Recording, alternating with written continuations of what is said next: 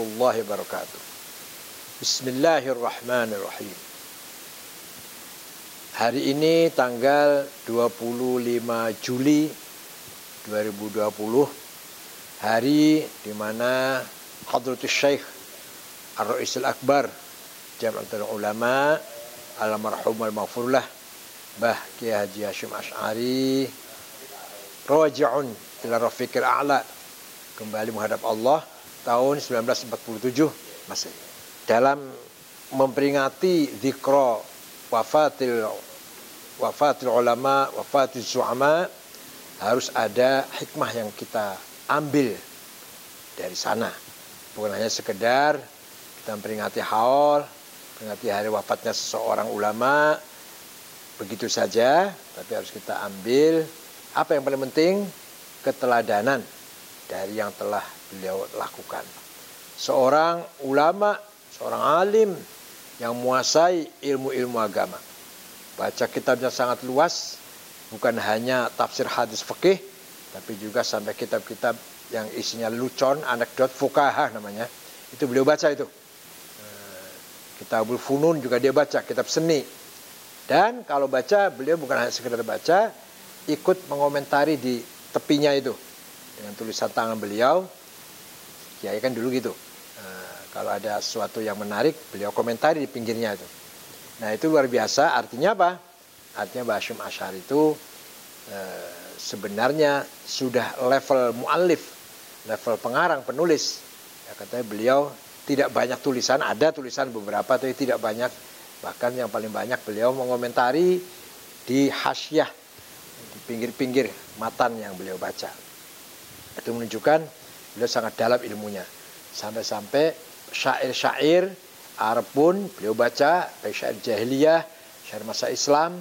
Masa Islam pun masa Umayyah, masa Abbasiyah, perkembangan sastra, kesusastraan Arab beliau kuasai.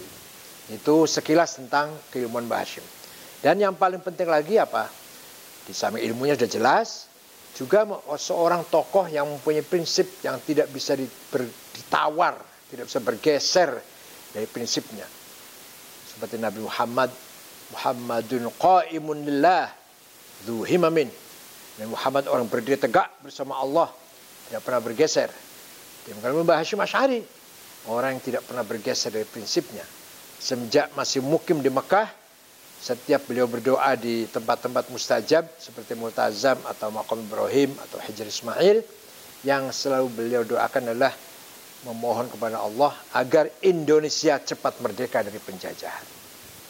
Oleh karena itu seorang penulis Arab namanya Tariq Shihab menulis tentang Mbah Hasyim satu buku sendiri, namanya, judulnya Al-Haji Hasyim Asy'ari Awwal Wadi'il Istiqlal Indonesia.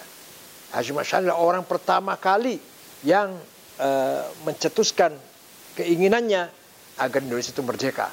Orang pertama kali yang bermimpi Indonesia itu merdeka. Orang pertama kali yang segala kemampuannya, segala cita-citanya ingin melihat Indonesia merdeka.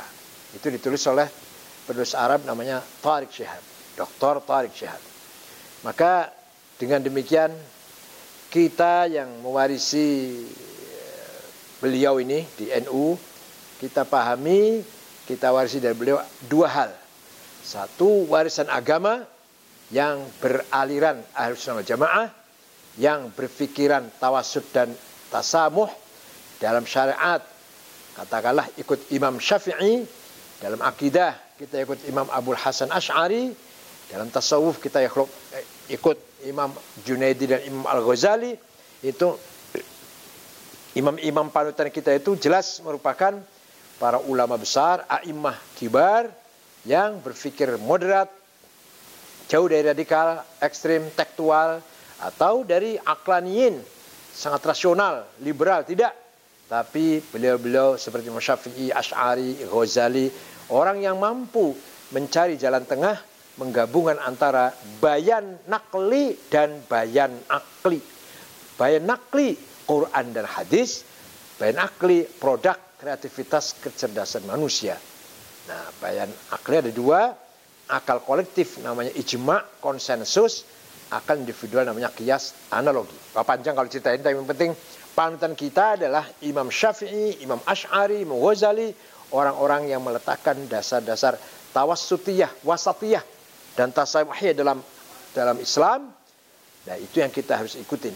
Yang juga diperjuangkan oleh para ulama, para aulia, terutama wabil khusus Mbah Hasyim Asy'ari. Maka kita tidak boleh melenceng dari itu.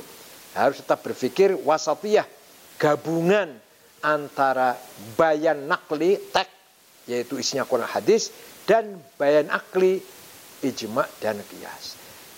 Quran hadis saja jumud, rigid, sempit. Ijma qiyas saja liberal nantinya kalau akal saja. Gabungan dari dua itulah kita mendapatkan mabda wasati. Itu dalam ajaran Ahlussunnah wal Jamaah seperti itu.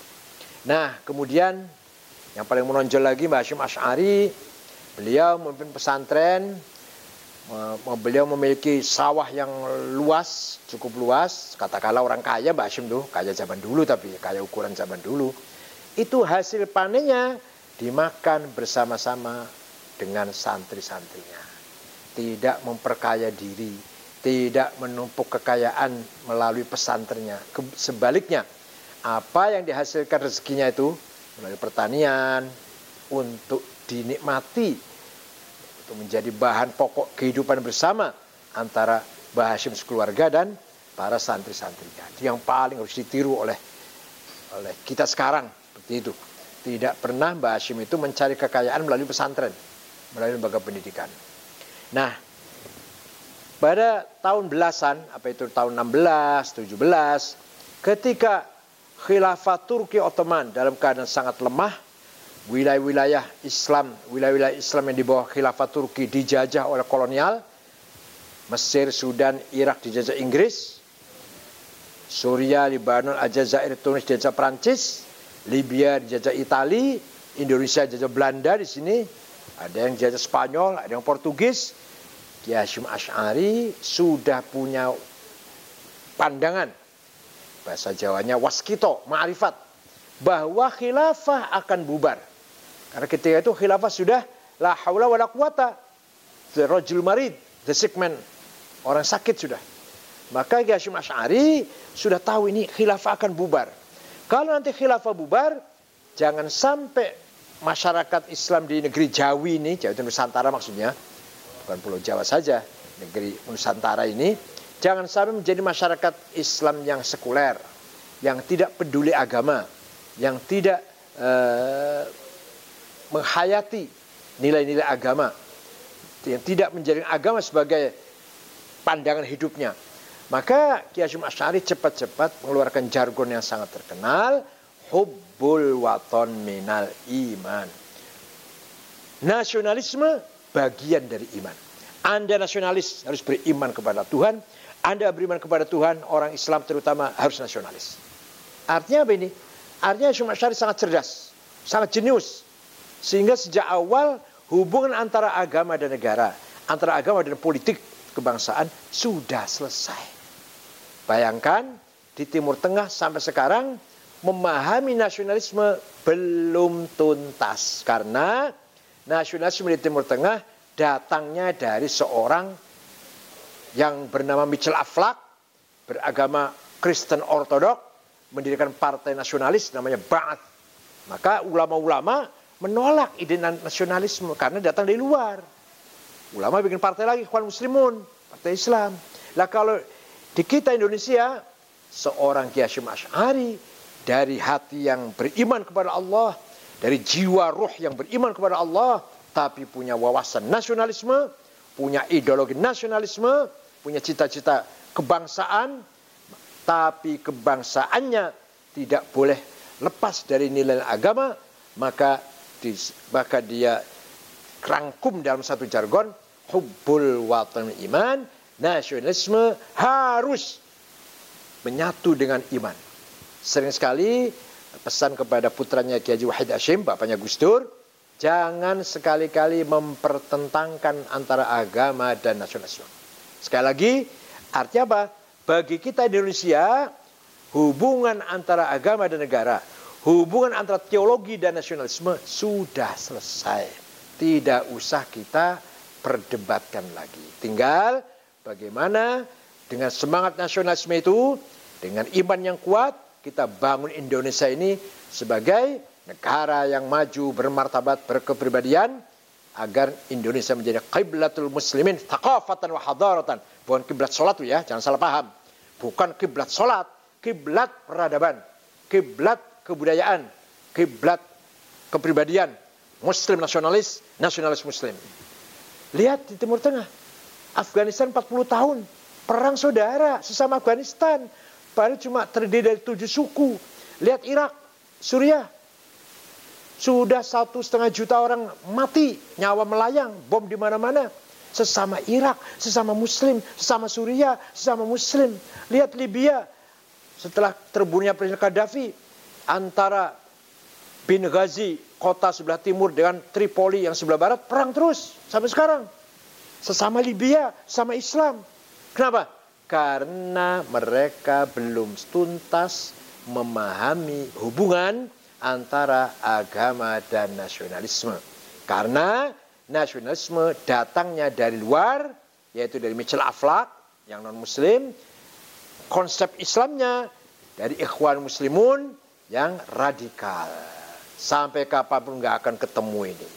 Itulah musibah, fitnah yang menimpa Timur Tengah sampai sekarang. Dan jangan harap dalam waktu dekat akan bisa kokoh atau utuh kembali. Jangan harap kemajuan Islam, peradaban dan kebudayaan, budaya akan maju dari Timur Tengah. Membutuhkan entah berapa ratus tahun lagi bisa maju seperti dulu. Kalau sekarang jangan harap dalam waktu dekat. Perang saudara terus-menerus, sesama negara, sama warga negara, sama agama Islam. Terus belum menemukan titik temu bagaimana kembali ke kesatuan persatuan. Nah, tinggal mari Indonesia ini kita jaga keutuhan nasionalis kita, bangsa kita, dan agama kita. Kita jaga. Maka ketika kita mendengar orang berpidato, mari kita jaga, kita selamatkan keutuhan NKRI. Itu jangan hanya berpemahaman, dipahami geografis, tanahnya, lautnya, itu ya, itu penting ya. Jaga tanah air kita, jangan sampai hilang satu jengkal pun. Tapi yang penting lagi, jaga keutuhan yang sudah dibangun oleh para founding-fathers kita, yaitu apa? Kesatuan antara agama dan nasionalisme. Antara watoniyah dan diniyah. Itu harus dijaga terus-menerus. Itu yang saya maksud dengan Islam Nusantara. Mari kita jaga budaya kita jaga kepribadian kita jaga jati diri kita jaga agama kita yang berpemahaman Ahlus Sunnah wal Jamaah. Itulah sekilas secara ringkas yang harus kita ambil pelajaran berharga dari Hadratus Syekh Almarhum Al-Maghfurlah Ar-Ra'isul Akbar Kiai Haji Hashim Asy'ari.